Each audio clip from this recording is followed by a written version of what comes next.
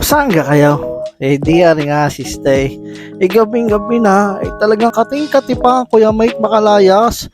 Nakapakinig lang na may bagong kainan din sa may dagatan. Talaga namang hindi pinalampas di kami nga ngayon nandito sa may Golden Tree. Kung gusto ng ibang vibes naman at Taiwanese vibes di bagay na bagay kayo din kumain. Mapapansin ninyo walang kabinta-bintana din pero napakaliwalas naman sa loob at aircon. Hindi ka ako nga siya, order na kayo at gagabihin ng gagabihin din Naalalim ang gabi, wala tayong napipili diyan. Di yun nga, sa kahaba-haba ng pagpipili, di nakapili nga din at makalao ng ilang minuto, di nagdating na nga aming in-order. Sa presentasyon na nga lang, mukhang kakaiba na talaga. Akala mo nagpunta nga sa Taiwan dahil ang pangkaraniwan naman nating mga pagkain katulad ng kanin ay kulay puti.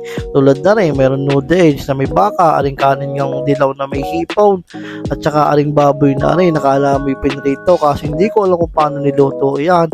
So, aring malupit din aring manok namin talagang may tagahimay.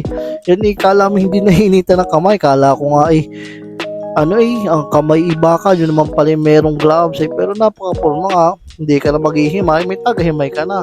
Siya, isang araw na ulit kami kakain na at kami gagabihin na din salamat.